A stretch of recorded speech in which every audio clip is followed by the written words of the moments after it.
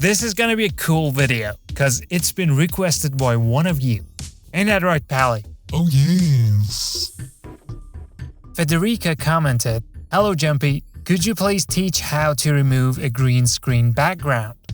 Well, you got it. Not only that, we're also gonna go through creating high-quality AI images and a depth map trick that's gonna blow your socks off. Good thing I'm not wearing any socks. You probably should. It's getting chilly. Hit the subscribe button and let's get into it.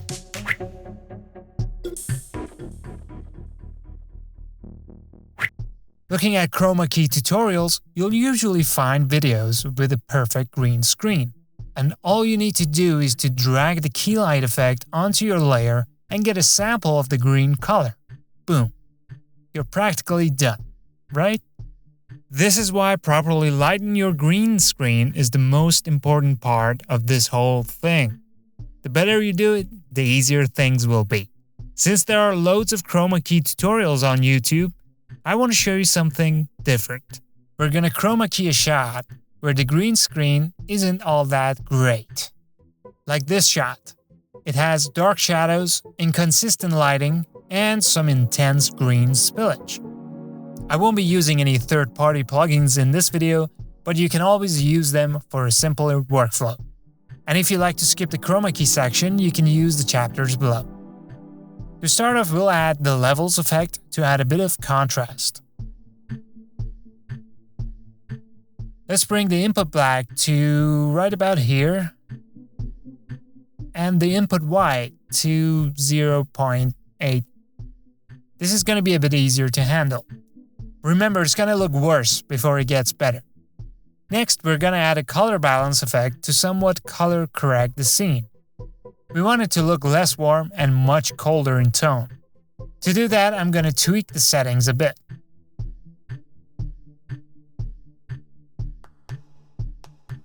Highlight blue to something a bit more drastic, like 40. There, you can see the difference. You can also check Preserve Luminosity to maintain the scene's brightness. This is what works for this shot, so you may want to use different values depending on your scene, so tweak as needed. With the colors being more balanced, we get a greener backdrop and less green spillage. Here's before, after, and bafter. To balance the green and make it stand out, use the change color effect. Set matching tolerance to 1 and softness to 0.5, and select Chroma. This looks for colors in the same family. Now we can easily change the hue, lightness, and saturation of the green backdrop to anything we like. We can finally Chroma Key the green out. Fun fact, the reason green is mostly used in Chroma Keying is because it has less noise than the blue color when captured on camera, but you can use any color in theory. Add a key light effect and sample the green backdrop. There we go. Now this is much better than if we had just used the original shot.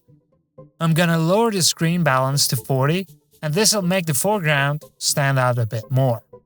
These are the main tools of keying out the green. You can view the screen matte by selecting it here. The screen matte shows you what is being keyed out and what remains. I'm gonna set pre-blur to 2 for a softer key. Clip black to 20, clip white to 95. Roll back to 3 to get back some of those finer details like the hair and the net. And shrink the matte by setting it to -2. Don't worry about getting rid of the remaining shadows, we'll come back to that later. Let's switch to our final results view here. Now we're gonna add a key cleaner, and this does exactly what it says. It reduces chatter and makes things a bit smoother. Set the additional edge radius to 2, and alpha contrast to 2. Since we still have some of that green left over, add in a simple choker effect. Usually you want to be subtle with this, otherwise it removes everything. Next, add in an alpha cleaner effect. This will remove most of the chatter and almost any leftover green. It also fills out any remaining holes in our mat. Make sure to tweak these values to see what works best for you. For instance, the default values remove the net from the racket here, and I'm gonna lower the thresholds a bit to bring some of those details back.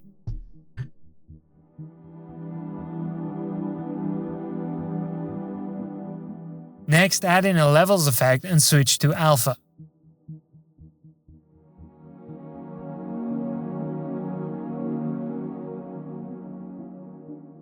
Raise the input black to just about here and the gamma to 1.1. This is going to bring out additional detail. Let's add a mask to the racket and feather it up.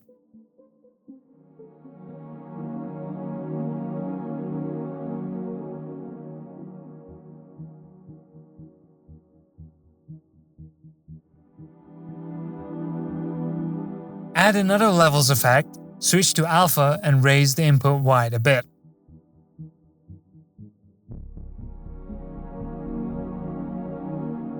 Now we just want this levels effect to be applied to this area alone, and not anywhere else. To do that, double-click on the effect, and down here you can add a mask reference. Select the mask and have the effect applied to that area alone, but parts of the racket are still missing. To fix this, I'm gonna add a Mocha effect to this layer. Make sure the playback resolution is at full res and launch Mocha. Don't be scared of Mocha.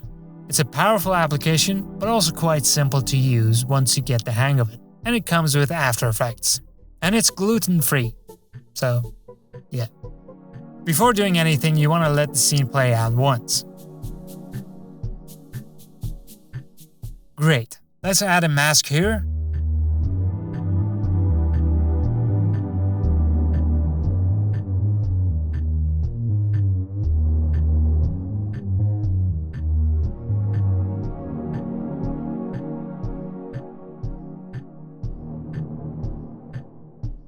Increase the minimum amount of pixels used for tracking, and hit track forward. This both tracks and animates the mask.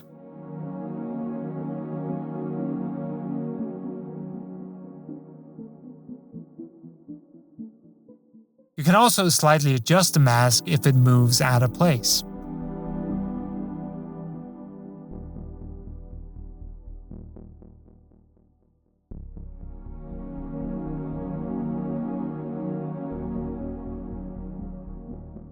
You can also add 2 more without any additional tracking. I'm gonna draw them here.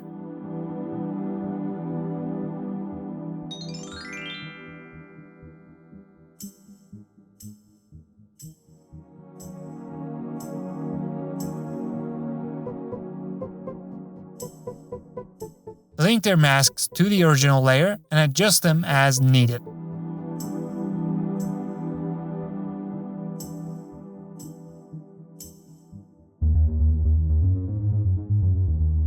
I'm gonna rename them as well.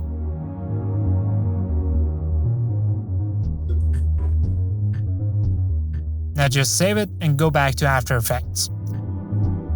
All we need to do here is to import them.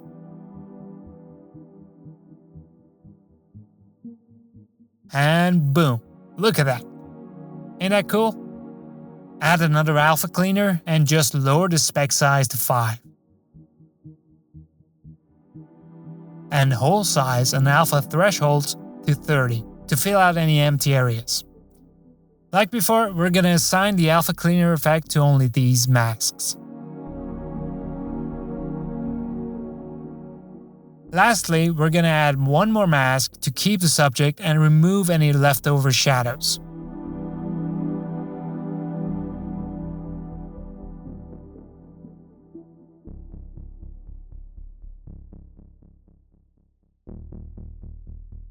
Just like that, we're done with the keying, but our footage has lost its original look and colors.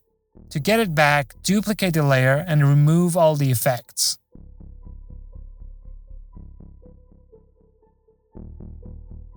Select Alpha Matte here, and you're all set. Now we can have some fun with this. Jump over to the link in the description and you'll be brought to the Flux model. You've probably seen lots of high-quality images being generated online. Now you can create your own for free. I'm gonna type in landscape and hit compute. You can try this a few times to get the image you like.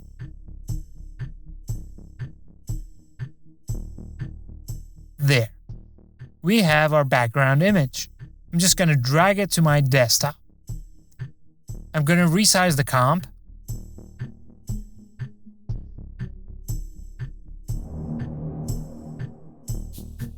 And bring in the background image.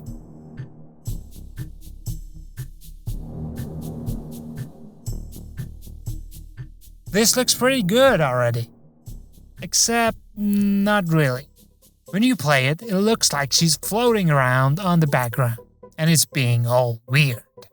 So, it's not cool. Not cool at all. So something just seems a bit off. We need the background to match whatever camera movement the original footage has. Normally, tracking marks are used in productions, but you may not always have them. And a way to cheat this is to find a point in the original footage that doesn't have much movement and track that instead, which in this case is the racket. Since we've already tracked it earlier, our job is halfway done. Create a new null layer and name it camera. Next, go back to the Mocha effect from earlier and open up the tracking panel.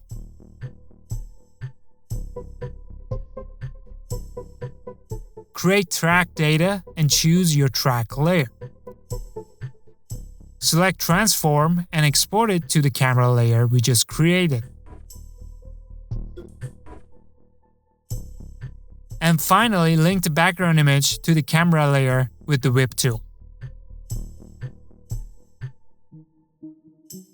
Now that's much better. The movement is a little too much, so I'm gonna remove the scale and rotation keyframes altogether. Nice. You might also want to scale the image up a bit so it's bigger than the frame and doesn't reveal our special sauce. Much better. Lastly, I'm gonna show you a next level tip that hopefully you'll find super useful. Kinda blew my own mind with it. But first, a word from our sponsor. Did you know you can control your Mac from your iPhone? Like change the volume, quit apps, or even see what's playing on your Mac. With Gateway, you can do all that and lots more. But my favorite feature is custom actions. I've been using it with After Effects for the past couple of weeks and it's been fantastic. Like I can just tap to open up the latest projects I'm working on, or tap to ease in and ease out keyframes, or even tap to clear the memory cache. It's pretty much like a Stream Deck and a remote control wrapped into one. You can get things done faster and remotely control your Mac without a hassle. So get tapping, baby. Use the code Jumpy10 in the App Store to get 10% off. Spend responsibly. You can use the technique I described in this video to generate depth maps for any images for free. Once you've generated the depth map, bring it into your comp.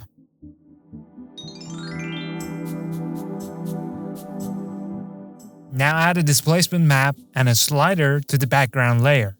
Let's rename the slider to displacement amount. Choose the depth map layer as the displacement map and switch horizontal and vertical displacement to luminance. Next, set the slider value to 0.15. And if you go to our camera layer, you'll see we've got lots of keyframes. This is our camera movement.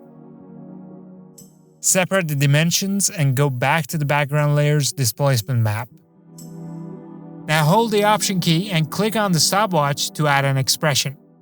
Type in value plus open brackets the original X position of our camera, which in this case is 1165.5, minus the actual value, close brackets, and times the slider value.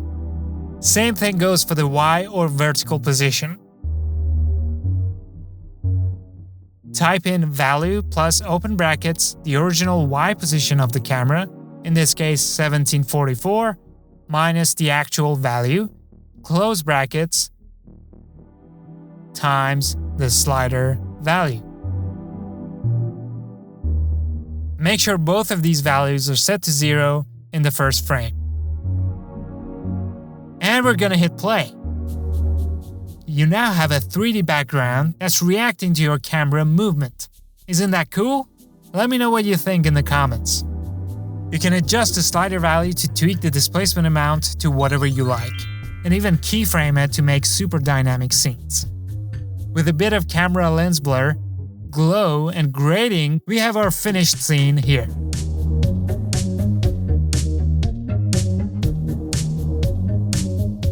If you enjoyed this video, make sure to squash the like button and subscribe for more. Thank you for watching and catch you in the next one. Now I'm gonna key you out, Chump. Wait, what? Oh,